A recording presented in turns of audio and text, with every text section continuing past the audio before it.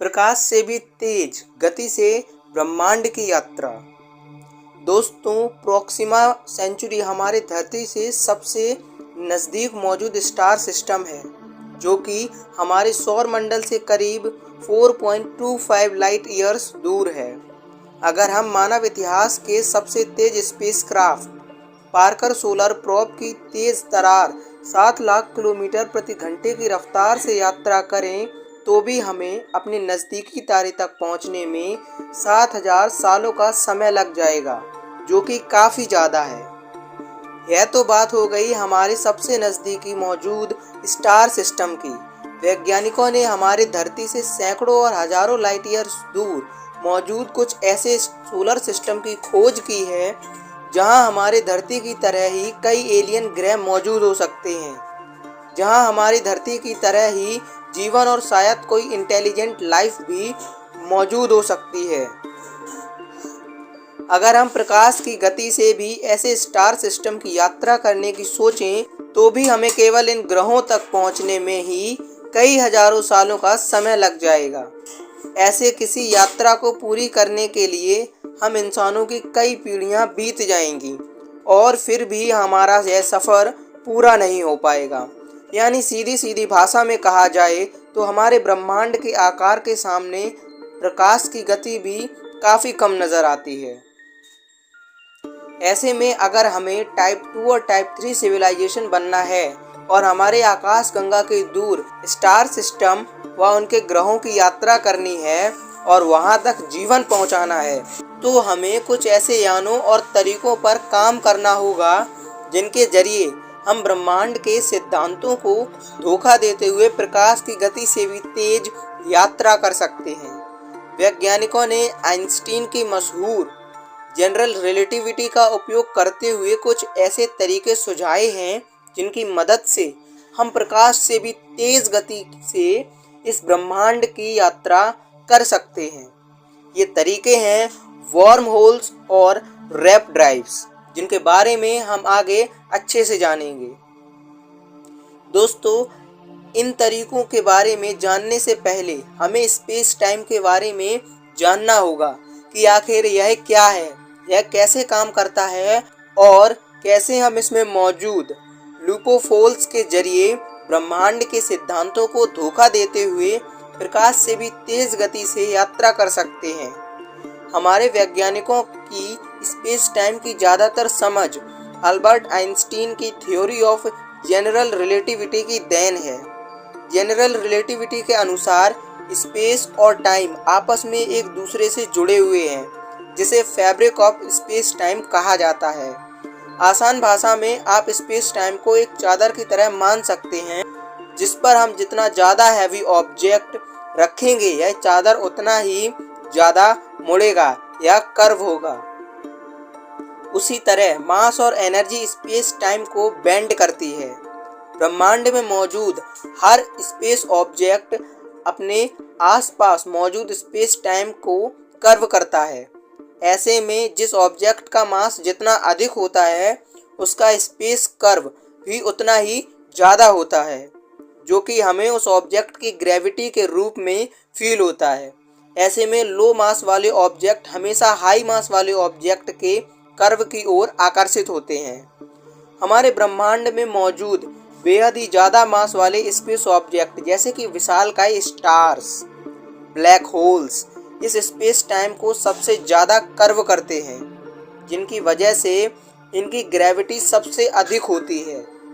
वहीं वैज्ञानिकों का मानना है कि ब्लैक होल्स की ग्रेविटी इतनी अधिक होती है कि ये स्पेस टाइम में होल कर देता है, जिसकी वजह से लाइट भी इसके इवेंट हॉरिजन के पार नहीं जा पाता।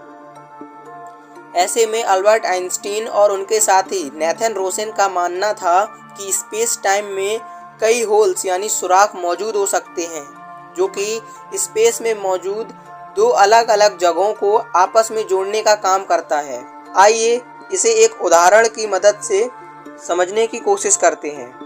मान लीजिए ए और बी स्पेस में मौजूद अलग अलग जगह हैं जिनकी दूरी कई प्रकाश वर्ष है।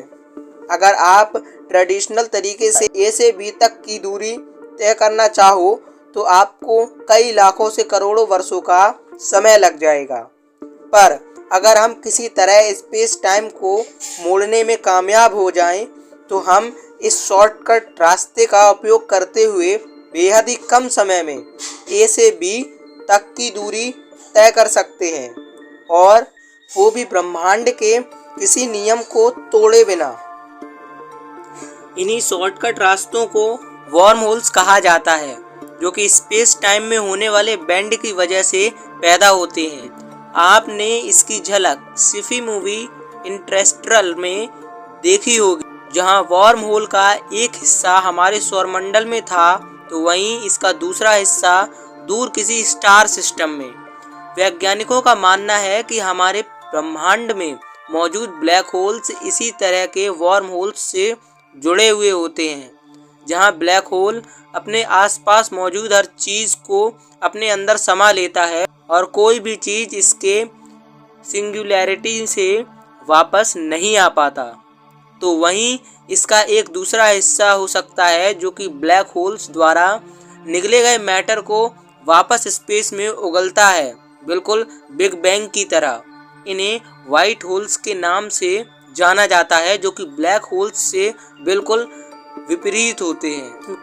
वहीं कुछ वैज्ञानिकों का मानना है कि हमारे यूनिवर्स के निर्माण के समय कई वर्म होल्स का जन्म हुआ था, जो कि आज भी कॉस्मिक स्ट्रिंग्स के जरिए आपस में जुड़े हुए हैं, और आकाश गंगाओं के सेंटर में मौजूद विशालकाय ब्लैक होल्स इसी तरह के वर्म होल्स और स्पेस में मौजूद दो अलग अलग जगहों को आपस में जोड़ते हैं। हो सकता है कि हम भविष्य में इन वर्म होल्स का उपयोग करते हुए दूसरे सोलर सिस्टम और आकाश गंगाओं की यात्रा कर सकते हैं, पर वैज्ञानिकों के अनुसार इन वर्म होल्स को पार कर पाना मुमकिन नहीं है, क्योंकि इन्हें पार करने में इन्फिनिटी टाइम लगता है। वहीं दूसरा विकल्प है रैप ड्राइव टेक्नोलॉजी। हमने पहले ही जान लिया कि कैसे हम अत्यधिक मास या एनर्जी के जरिए स्पेस टाइम को कर्व कर सकते हैं। जोहन कैंपबेल और एसिमोव जैसे साइंटिस्ट फिक्शन राइटर्स ने स्पेस टाइम में होने वाले इस रैपिंग और प्रकाश की गति से तेज गति हासिल करने के तरीके के रूप में दिखा है। उनके अनुसार अगर हम एक स्टारशिप के आगे मौजूद स्पेस को कंप्रेस और उसी स्पेस से उसके पीछे मौजूद स्पेस को एक्सपेंड करें, तो हम बिना खास एफर्ट डाले ही प्रकाश की गति से भी तेज गति हासिल कर सकते हैं। चलिए अब हम इसे MIT के एक प्रसिद्ध उदाहरण के जरिए समझने की कोशिश करते हैं। मान लीजिए हमारा स्पेस एक स्लिंकी है, जिसके एक तरफ है हमारी पृथ्वी और दूसरी तरफ है कई प्रकाश वर्ष दूर मौजूद एक स्टार सिस्टम, और हमारे यान ने धरती से चलना शुरू किया। जब हम इसके पीछे मौजूद स्पेस को फैलाए हैं, इसके आगे मौजूद स्पेस को सिकोड़ें, तो हमारा यान बेहद ही कम समय में अपनी मंजिल तक पहुंच गया। रैप ड्राइव टेक्नोलॉजी भी बिल्कुल इसी तरह काम करता है। यहाँ खास बात है कि हमने केवल हमारे यान के पीछे मौजूद स्पेस टाइम को एक्सपेंड तथा इसके आगे मौजूद स्पेस को कंप्रेस किया है, पर हमारा यान खुद एक बबल से सुरक्षित रहेगा और इस बबल के अंदर मौजूद स्पेस में कोई बदलाव नहीं आएगा। यहाँ ध्यान देने वाली बात यह है कि हमारा यान प्रकाश या उससे तेज गति से नहीं चल सकता, बल्कि हमने तो केवल हमारे यान के आगे और पीछे मौजूद स्पेस को एक्सपेंड और कंप्रेस कर दिया। कंप्रेस कर प्रकाश की रफ्तार को मात दी है। मशहूर सिफी मूवी स्टार ट्रेक और स्टार वॉर्स में इस रैप ड्राइव टेक्नोलॉजी का खास तौर पर उपयोग किया गया है, जिसके जरिए स्टारशिप प्रकाश की गति से भी हजारों गुना तेजी से एक स्टार सिस्टम से दूसरे स्टार सिस्टम और आकाश गंगाओं की यात्रा करने में सक्षम थे।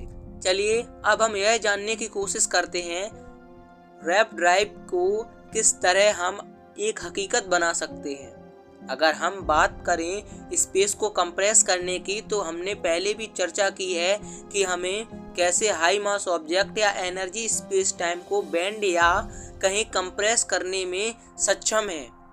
पर हमें रैप ड्राइव को संभव करने के लिए जरूरी स्पेस को कंप्रेस करने के लिए हमें कम से कम जुपिटर जितने मास की ज़रूरत होगी। वहीं अगर हम बात करें स्पेस को एक्सपेंड करने की, तो हमारे सामने सबसे ज़्यादा चुनौतियां यही मौजूद हैं। स्पेस को एक्सपेंड के लिए हमें नेगेटिव एनर्जी की ज़रूरत पड़ेगी। नेगेटिव एनर्जी वो चीज़ है जिसकी एनर्जी 0 से भी कम हो। एनर्जी 0 से कम होने पर वो चीज़ एंटी ग्रेविटी का निर्माण करेगी और यही एंटी ग्रेविटी स्पेस को फैलाने का काम करेगी। लेकिन प्रॉब्लम ये है कि नेगेटिव एनर्जी नाम की कोई चीज़ एक्सिस्ट ही नहीं करती है। पर हम क्वांटम लेवल पर कैसिमिर इफेक्ट के जरिए ज़रूर इसे हासिल कर सकते हैं। पर रैप ड्राइव को संभव बनाने के लिए हमें बेहद ही ज़्यादा मात्रा में नेगेटिव एनर्जी की ज़रूरत होगी, जो कि वर्तमान समय और टेक्नोलॉजी की मदद से संभव नहीं है। भले ही वॉर्म होल्स और रैप ड्राइव्स आज केवल एक साइंस फिक्शन ही है, पर साइंस फिक्शन को हकीकत बनने में देर नहीं लगती और हो सकता है कि आने वाले कुछ सालों में वॉर्म होल्स या रैप ड्राइव एक हकीकत बन जाए, या हो सकता है कि मानव जाति प्रकाश की गति से तेज चलने का कोई और तरीका ढूंढ निकाले। ऐसे में आपका इस बारे में क्या सोचना है, हमें नीचे कमेंट करके ज़रूर बताएं। दोस्तों, अगर आपको ये वीडियो पसंद आई हो तो वीडियो को लाइक करें, चैनल पर नए हो तो सब्सक्राइब करें और इस वीडियो को शेयर करें ताकि सभी इस इन्फॉर्मेशन को जान सके। मिलते हैं फिर किसी नई मिस्टीरियस वीडियो के साथ।